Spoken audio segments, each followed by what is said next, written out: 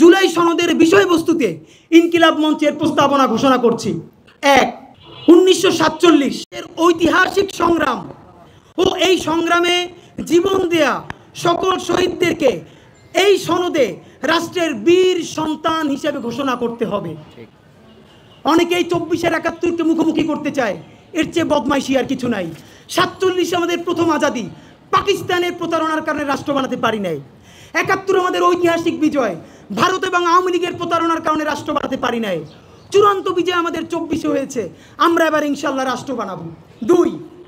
যে সকল জুলাই যোদ্ধাদের স্থায়ীভাবে অঙ্গহানি ঘটেছে তাদেরকে স্থায়ী পুনর্বাসনের ব্যবস্থা করতে হবে।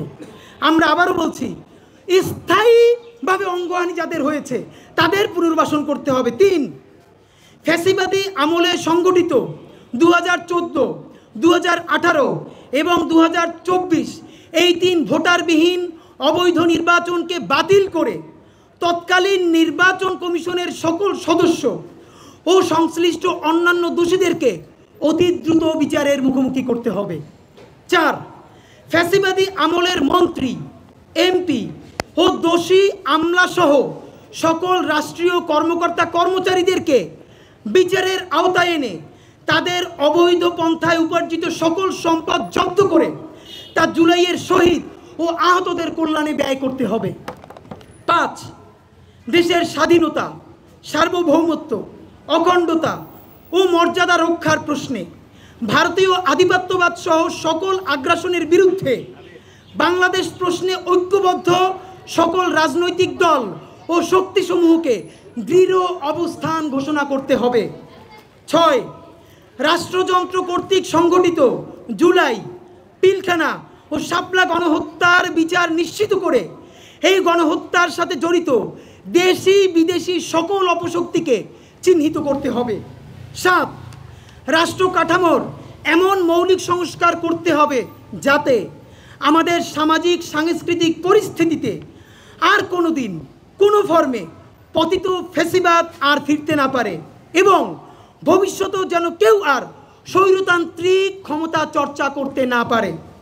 8.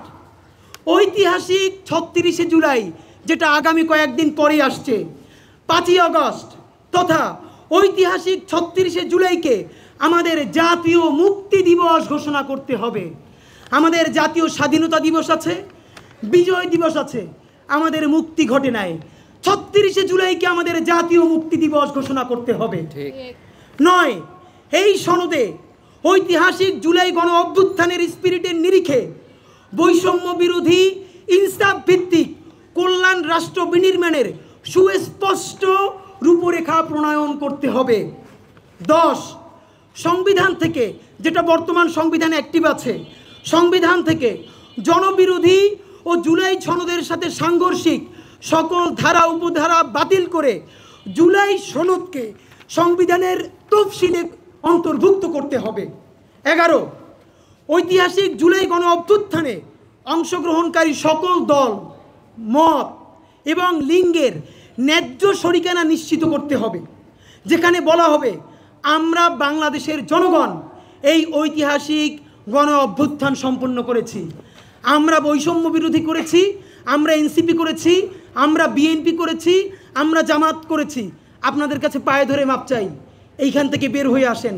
অভ্যুত্থানের মালিকানা বাংলাদেশের 18 কোটি জনগণকে দিয়ে দেন।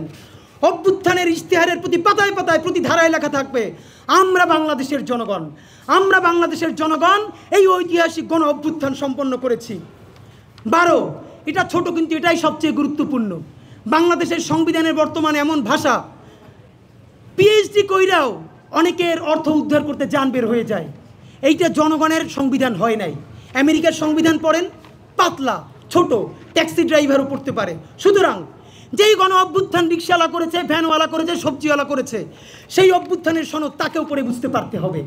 আমাদের দাবি, জুলাই সনদের ভাষাগত দুর্বোধ্যতা পরিহার করে আপামর জনসাধারণের জন্য তা সহজ ও সাবলীলভাবে উপস্থাপন করতে হবে।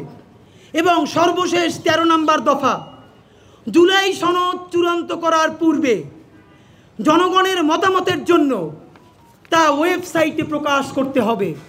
এই 13 দফার সময় আগামী 9 দিন।